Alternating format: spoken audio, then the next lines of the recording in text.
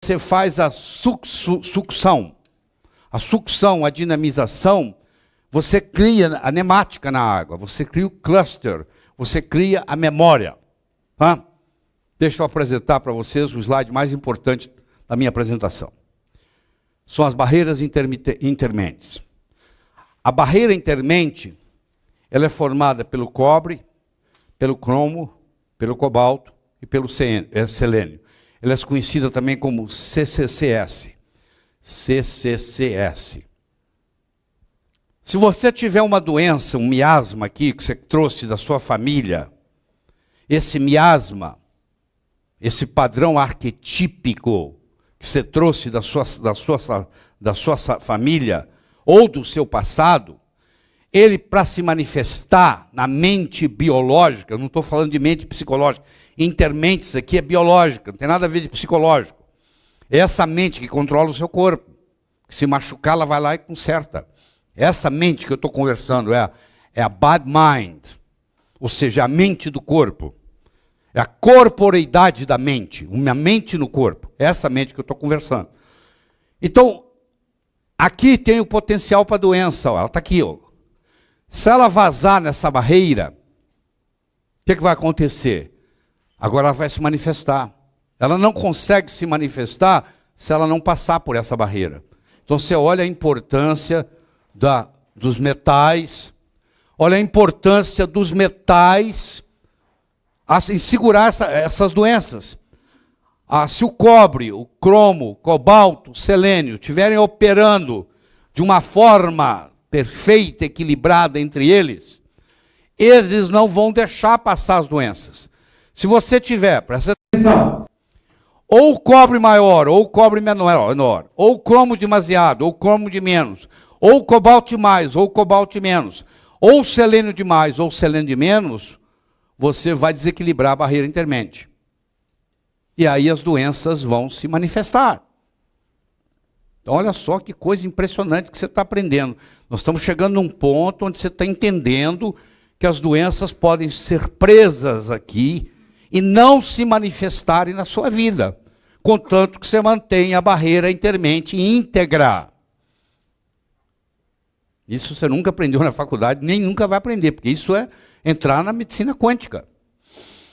É o que a medicina quântica está trazendo para nós. Quem descobriu isso foram os alemães. Eles descobriram por causa de 2 pintores de parede. Pintores de parede que pintavam o dia inteiro parede e apareceram com doenças raríssimas. E eles foram estudar, esses pesquisadores foram estudar e descobriram que na tinta tinha, sei lá, grande quantidade de cobre e cromo. Dá um exemplo, não sei se é exatamente isso, parece que é isso. E aquilo perturbou a barreira intermente deles. E eles começaram a manifestar doenças raríssimas que o tataravô tinha. Foi a primeira vez que se estudou no mundo, isso foi no século passado, o conceito de barreira intermente. Isso agora vem evoluindo. Então nós temos que equilibrar, tudo que nós vamos fazer aqui hoje, amanhã, é no sentido de equilibrar as barreiras intermentes.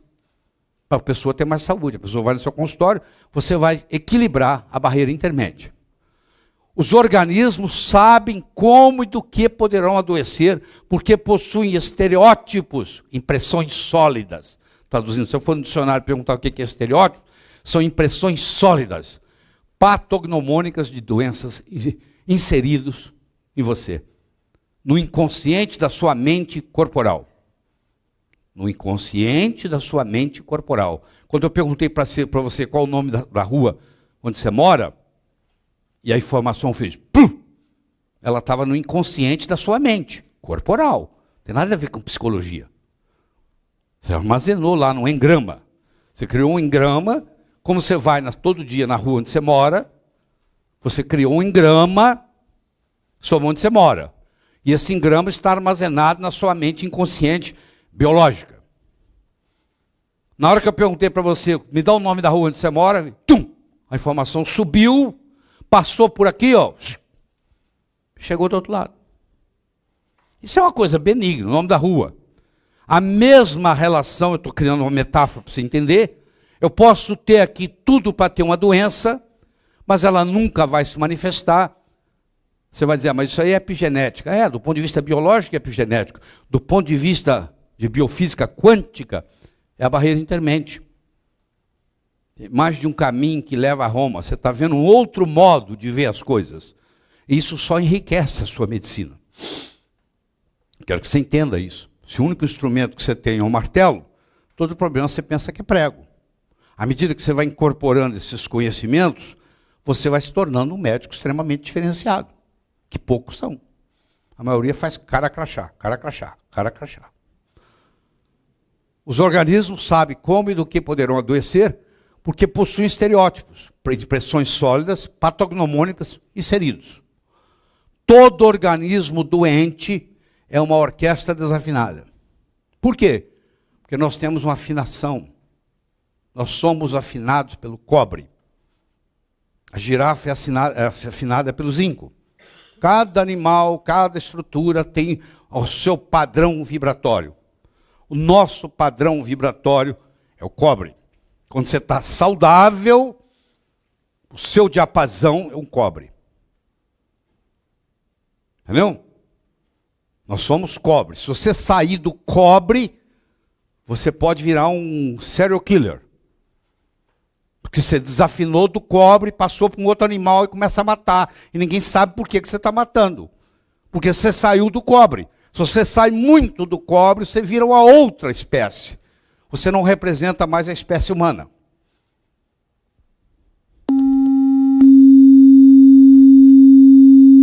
Isso é um harmônico do cobre. Você está escutando um harmônico, que a frequência do cobre é tão alta que eu não consigo colocar aqui no aparelho. Eu tenho que colocar um harmônico baixo dela. Isso aí tem que ressonar com você. Isso é você saudável. Você tem que afinar a sua vida pelo cobre. Senão você não deixa de ser ser humano. Então quando você for ver, muitos dos problemas que você encontra na sociedade, o pessoal saiu do cobre. Você já viu esses vandalismos que tem aí? Os caras viram animal. Não está no cobre. Como é que nós adoecemos? Nós adoecemos por excesso de ingestão de toxinas. Até um certo ponto, o nosso organismo dá conta. Se eu puser 10 quilos em cima do seu pé, eu não quebro ele. Se eu puser 20 quilos, eu não quebro. Chega uma hora, eu puser 500 quilos em cima do seu pé, eu quebro o seu pé. Se eu puser 1000, eu esmago o seu pé. Mas se eu fizer 1000 de 10 em 10, põe 10 tiro, põe 10 tiro, põe 10 tiro, põe 10 tiro, você não vai quebrar o pé.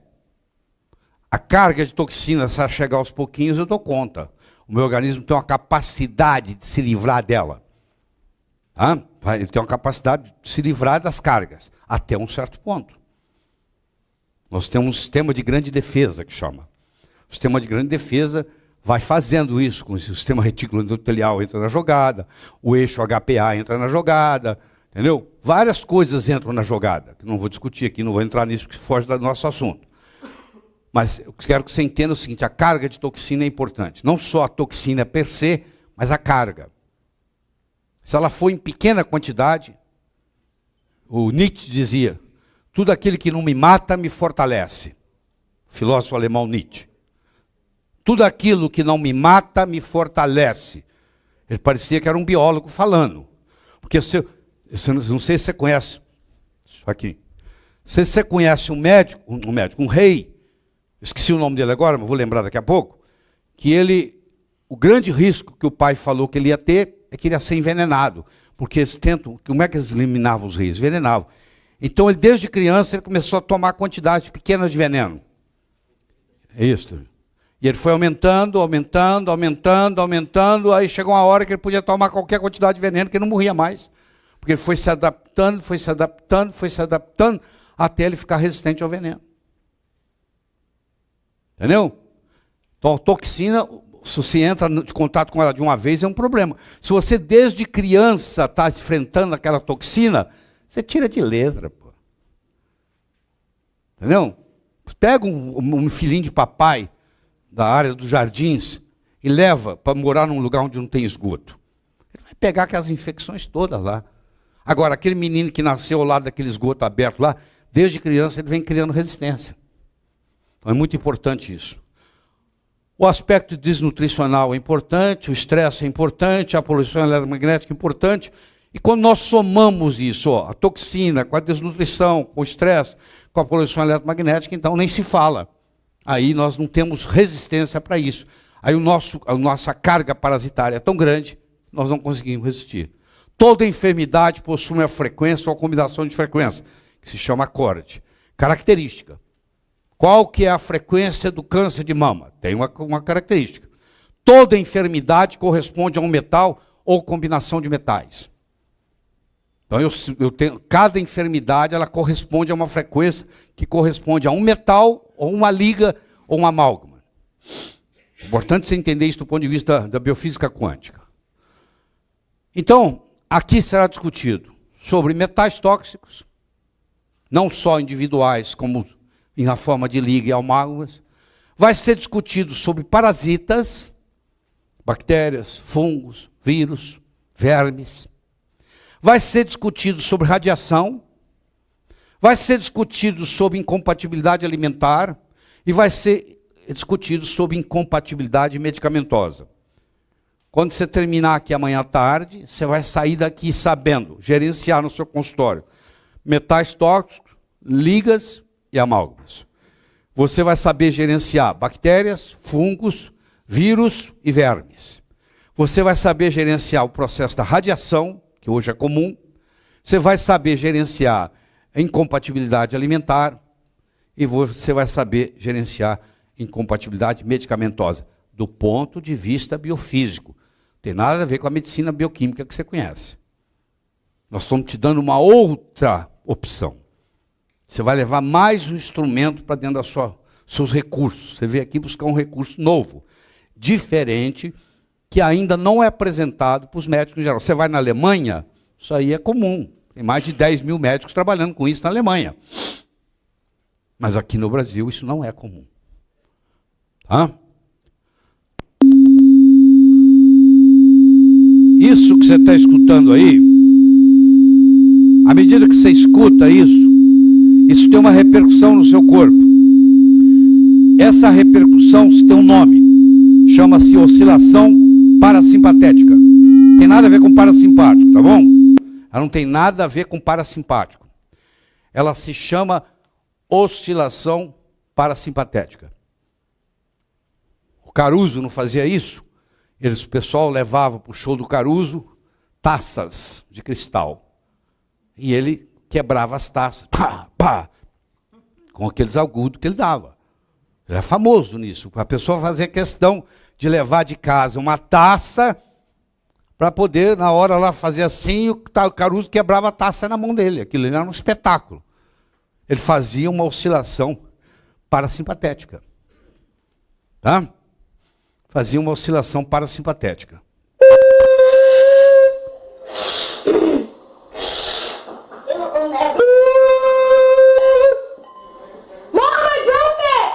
Nem ele acreditava que ele conseguia fazer isso. Vou deixar você ver de novo, ó. Ó, oscilação parasimpatética.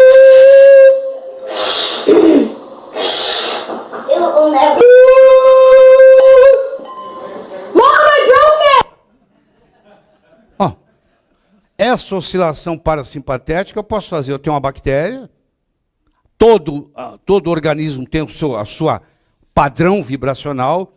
Vamos supor que o padrão vibracional dessa bactéria seja 528. Isso está tudo determinado nos livros de frequência. A bactéria tal tem a frequência tal. Tudo está determinado hoje. Aí você pega, faz um aparelho, onde você coloca no seu braço, na sua mão, no seu pé, você põe um cartão com aquela frequência. Aí você emite aquela frequência daquela bactéria. Pum! Não explodiu o vidro? Explode a bactéria. É fácil entender isso hoje. Uma oscilação parasimpatética. Você viu aqui no vidro? É assim, igualzinho, a mesma coisa. Só que agora você explode no seu corpo. Você tem um fungo, você coloca o cartão do fungo com aquela vibração. Pum! Explode o fungo. Isso são remédios da física quântica. Eles são diferentes. Eles são apoiados na biofísica. Antes da biologia, vem a bioquímica. A biologia só existe se tiver bioquímica. Antes da bioquímica, vem a biofísica. Para ter bioquímica, eu tenho que ter biofísica antes. Então, a mãe de todos é a biofísica. A biofísica vai gerar a bioquímica vai gerar a biologia. Claro que para transformar a bioquímica em biologia, eu preciso de uma coisa chamada vida. Isso aí ninguém sabe, alguns já sabem, como formar vida no laboratório. O que você vai fazer com aquela bioquímica para ela se transformar em biológica? O que diferencia a bioquímica da biologia? Onde que está o elo perdido? Que tem gente já fazendo isso, vida em laboratório. Microscópio, mas tem. Entendeu? Mas quem está por trás da bioquímica é a biofísica, que nós não estudamos na faculdade. Vocês vão aprender esse final de semana aqui sobre esse aspecto. Tá? Então, o que o paciente chegou no seu consultório, o que você vai fazer com ele? Você vai fazer restauração do campo vibracional do ser humano. O 0,0003% do peso corporal, você vai pegar um cara de 70 quilos, 21 microgramas é de cobre. O comprimento de onda do cobre é 324,7 e constitui o diapasão do organismo. Nós já falamos isso. Você já escutou um harmônico do cobre. Eu tenho que te dar um harmônico, eu não posso te dar o cobre, porque nem esse aparelho tem capacidade de emitir cobre, porque é muito alta a frequência. Teriam aparelhos especiais para fazer isso. Aí, bom, outro instrumento que nós temos na medicina quântica, que não tem nada a ver com a medicina tradicional, é a microscopia de campo escuro. Você conhece a microscopia de campo claro. Quando você manda examinar, fazer um hemograma, olha a hemácia, isso é microscopia de campo claro. A microscopia de campo claro é a microscopia morta. O sangue já está morto. A microscopia de campo escuro, o sangue está vivo. Você tira a gotinha de sangue no dedo e coloca lá, na hora. Tá? O pai da microscopia de campo escuro moderna se chamava Gunther Anderlein. E ele é o estudo do comportamento de nanopartículas. Você lembra o que é um nano? É um 10 elevado a menos 9. É 1/1000º do metro. 1/1000º, é o 10 elevado a menos 9, denominados organismos pleomórficos. Se você for olhar no grego, pleo, que significa mudança, mórfico, que significa forma, eles mudam de forma. Começa com os endobiontes, e dependendo do meio ambiente, do milieu, ele vai mudando. Tá? Aqui, por exemplo, a microscopia de campo escuro, onde está mostrando que as hemácias estão empilhadas umas com as outras. O fenômeno rolou. Então, isso aqui mostra que ou essa pessoa está desidratada, ou ela está extremamente estressada. E claro que como as hemácias foram feitas para carregar oxigênio na superfície, a superfície dela está bloqueada por esse fenômeno, essa pessoa está com fadiga crônica. Claro que com sangue desse tem que ter fadiga crônica, não tem outro jeito. Porque não tá, ela tem uma hipóxia periférica violenta. Ela está cansada, o músculo está doendo, porque está faltando oxigênio. Aí você vai lá e vê o rolô. Aí você manda ela tomar um copo d'água, por exemplo. Aí 5 minutos depois você repete, você vai ver que a seixa diminuiu. Você falou, se você tomar mais água, você vai melhorar. Ela não acreditava na água. Aí de repente ela acredita, isso mesmo. Poxa. Não achava que a água fosse tão importante. Aí eu mostro para ela no microscopia de campo escuro o que um copo d'água bem tomado faz. Aí faz a diferença.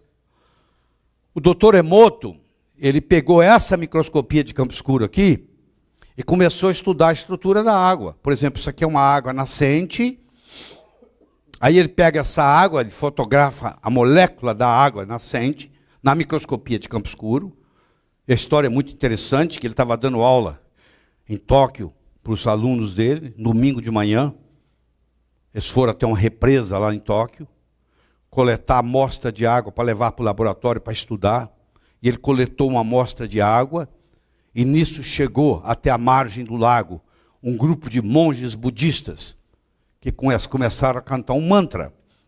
e ele se interteu com o mantra e viajou na maionese, foi para outra dimensão, saiu daquela dimensão real que ele estava e viajou com a música. E aí, quando ele voltou, ele não se deu conta que ele já tinha coletado a amostra. Ele coletou de novo.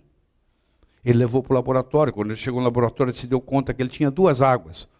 Ele falou, coletei. Nem me dei conta que coletei 2 vezes. Quando ele foi examinar um, examinar outro, elas eram totalmente diferentes. A estrutura da água. Ele falou, poxa, o que aconteceu entre uma e outra? Ah, aqueles monges cantando. Aí ele falou, será que tem interferência? Aí ele começou a estudar interferência. Ele pegou uma nascente dessa, pôs para escutar rock and roll, heavy metal. 30 minutos. Aí ele fotografa a água, depois que ele escutou rock and roll. Você lembra que a água tem memória? A água tem a propriedade nemática, ela fixa a informação. Nemático significa em grego fixar informação. Ela tem a capacidade de fixar a informação. Ela agora se desestruturou totalmente. Não é à toa que existe uma relação entre rock and roll e drogas. 70%, 80% do seu cérebro é água. Se você, escutando heavy metal o tempo todo, você desestrutura a água cerebral, o comportamento não pode ser o mesmo. O Dr. Emoto esteve recentemente no Brasil, nós estamos aqui nos bastidores. Ele foi falar, depois eu falei, ou vice-versa, não me lembro mais.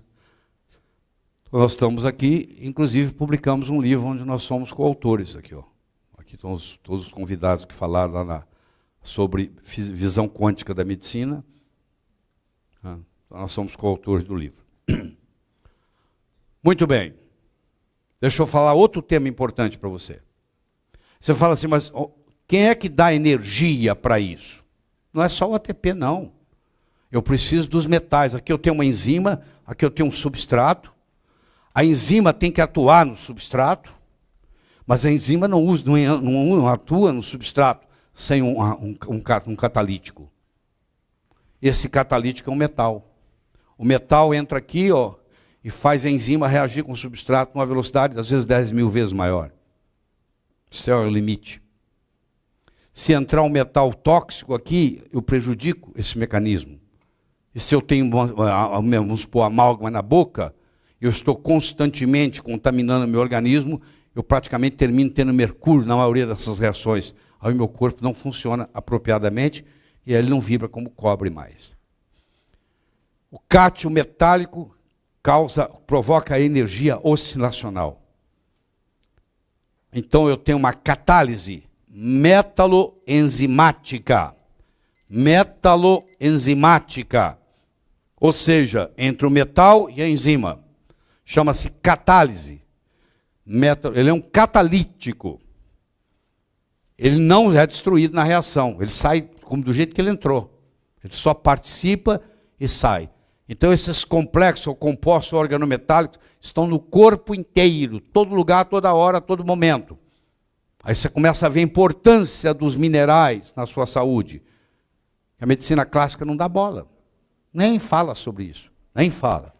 Mas a biofísica quântica se preocupa tremendamente com isso. E isso vai ser o diferencial que nós vamos ter. Eu tenho aqui de novo a barreira intermente, eu tenho o cobre, eu tenho o cromo, eu tenho o cobalto, eu tenho o selênio. Existe sempre uma doença, 2, 3, 5, tentando furar essa barreira. São padrões arquetípicos, informações patogênicas e regeneradoras. Eu não tenho só porcaria aqui embaixo. Eu tenho também coisa boa. Que através do RNA mensageiro, através do ribossoma, vai formar a proteína que eu preciso. É assim que é feito. O RNA mensageiro vai ser ativado por algo que sai daqui, passa e fura a barreira intermente, fisiologicamente falando. Ou uma patologia que a barreira intermente não permite passar enquanto ela estiver íntegra, enquanto ela tiver uma rigidez oscilacional. Vibracional é para coisa macroscópica, oscilacional é para coisa subatômica. Então, o elétron não vibra, ele oscila. O próton não vibra, ele oscila. Os leptons não vibram, oscilam. os quarks, quer dizer, é um conjunto, prótons, nêutrons, são quarks, eles oscilam. Tudo que é do átomo para baixo é oscilação. Tudo que é da molécula para cima é vibração. Então nós temos que conversar sobre oscilacional e não vibracional. Os dois são frequenciais. São frequenciais. Então está aqui, ó. No fim, a história é essa aqui que você vai levar para casa. Ó. Como é que eu equilibro essa barreira intermentes para não deixar essas patologias saírem, deixar as regeneradoras passarem, e para fazer isso eu tenho que ter um diapasão de cobre. Meu corpo tem que ser um diapasão de cobre, tem que emitir o som do cobre como um todo para eu me harmonizar. Quanto mais próximo eu tiver do cobre, mais saúde eu tenho. Quanto mais longe eu tiver do cobre, mais doente eu sou. Tá? Então esses 4 elementos, o cobre, o cromo, o cobalto e o selênio, eles trabalham harmonicamente entre eles. Se um desses aqui errar, o número todo está comprometido. Quero que você entenda isso. E esse equilíbrio é do jeito que ele está aqui. Ele é um equilíbrio dinâmico o tempo todo. Ele é dinâmico. Você tem acesso a produtos, oligoelementos, cobre, oligoelemento cromo, oligoelemento cobalto, oligoelemento selênio. Vocês que trabalham da medicina de Rife, que é uma medicina quântica, você tem cartões de barreira. Você pode aplicar no seu paciente doente um cartão de barreira. E ele vai também ajudar a equilibrar isso aí. Você tanto equilibra via oligoelementos, que vocês vão ver aqui, quando você equilibra via já a vibração só pura. Só a vibracional. Só a frequencial, melhor dizendo. Só a frequencial. Então é bom você ter ideia dessa imagem. Eles trabalham assim, harmonia. O cobre, o cromo, o cobalto e o selênio. Tá? Bom, aqui está um processo de sucção. Estão vendo aqui? Sucção, sucção, sucção. Dinamização. Aqui, ó. Onde o diluente universal é a água. Infelizmente, infelizmente, a água não vem só com prócio. Tem 3 tipos de água. Tem a água feita de prócio, tem a água feita de etéreo, tem a água feita de trício. A água feita de prócio é o H2O, onde o hidrogênio só tem um próton. Quando o hidrogênio tem 2 prótons, ele chama deutério. Quando ele tem um só, ele chama prócio. Quando ele tem 2, ele chama deutério. Quando ele tem 3, ele chama trício. Só que a água feita de trício, ela é radioativa. Ela prejudica a saúde. Tem fontes brasileiras que são formadas altamente de trício e diz assim, a nossa água tem uma radioatividade natural. Veneno de cobra também é natural. Cogumelo venenoso também é natural. É altamente prejudicial. O problema da homeopatia, o grande problema da homeopatia, está na água. Porque se eu pegar uma água enriquecida com deutério, ou enriquecida com trício, e fizer a dinamização dela, ela vai potencializando, e ela vai ficando cada vez mais tóxica. Esse é o grande problema dos remédios homeopáticos.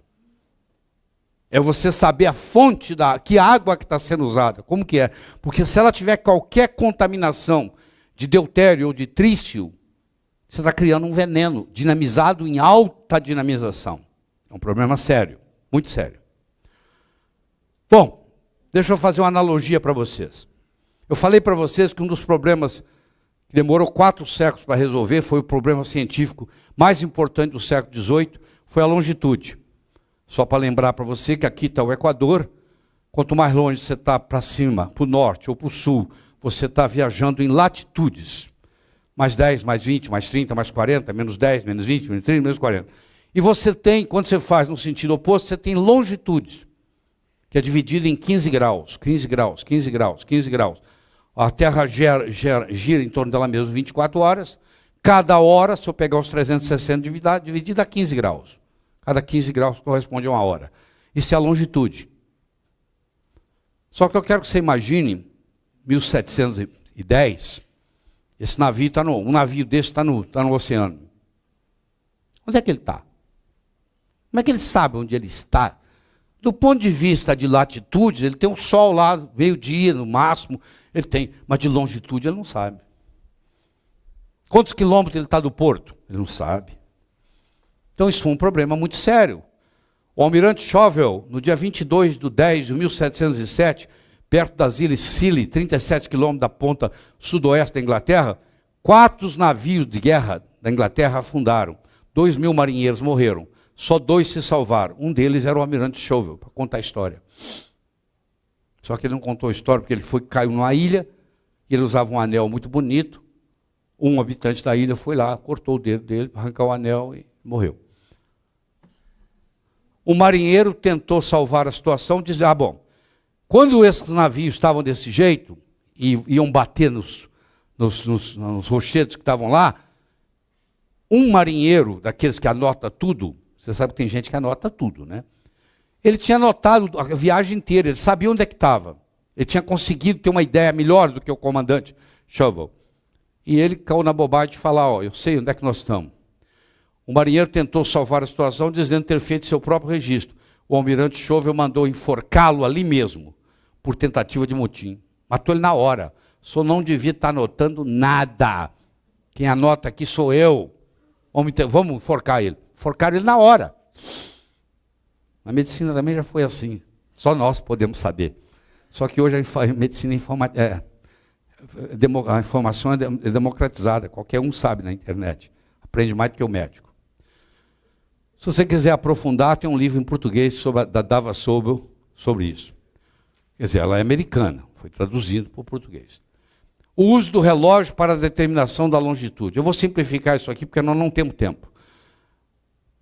Se a gente soubesse o tempo que era lá onde saiu o navio e o tempo onde estava agora, que pode ser determinado pelo sol fácil, eu sabia quanto que eu tinha andado de longitude, porque cada hora corresponde a 15 graus. Então eu ia saber onde eu estava. Só que não tinha relógio na época para isso, tá? Aí tinha a teoria do cachorro ferido, tinha a traçar os meridianos nos céus, tudo babaquice, ninguém conseguia. Após esse acidente, eles se juntaram em 1714, foi criado o chamado Longitude Act. Quem conseguisse ganharia um prêmio que correspondia ao resgate de um sequestro de um rei. Que dava mais ou menos, sei lá, 200 milhões de libras. Coisa absurda. Um relógio que registraria a passagem do tempo no mar com absoluta precisão, sem necessidade de lubrificação, algo que nenhum relógio havia feito na Terra até então e que mudou os rumos da navegação do mundo. Quero apresentar para vocês quem fez isso. Era o John Harrison. O John Harrison era carpinteiro e relojoeiro. Isaac Newton não conseguiu, Galileu Galilei não conseguiu, Johann Kepler não conseguiu, ninguém conseguiu resolver. 400 anos. Esse cara aí, que era um relojoeiro, carpinteiro, não tinha nada a ver com a história, ele é o inventor do cronômetro marinho. O parlamento britânico ofereceu um prêmio de 20 mil libras, que hoje corresponde a 2,66 milhões de libras, você imagina o que corresponde em dólar, em dólar e em real, então, para quem solucionasse o problema da longitude. Então ele fez isso. O problema não ficou resolvido, não foi resolvido por Kepler, não foi resolvido por Galileu, não foi resolvido por Newton, não foi resolvido por Halley. Esse cometa Halley, que vocês conhecem aí, é homenagem a esse Halley aqui. Que seria como que procurar a fonte da juventude. Aí o John Harrison inventou isso aí. Isso é conhecido como o escape do gafanhoto. Quem trabalha com relógios vai falar para você que isso é uma cruzeta. Ele que inventou a cruzeta. Para você ter uma ideia, ele fez de bronze e aço sem pêndulos. 1 segundo por mês, que é o que o relógio dele atrasava, vezes 1 minuto por dia, ele conseguiu criar um relógio 1.800 vezes mais preciso do que o que tinha na ocasião, no mundo, por causa da invenção da cruzeta. Me acompanha que você vai ver onde eu vou chegar. John Harris e o prêmio. John Harris apresentou o projeto para Edmund Halley, o Halley do cometa Halley, membro do comitê, diretor do Observatório Real, uma solução mecânica para um problema astronômico.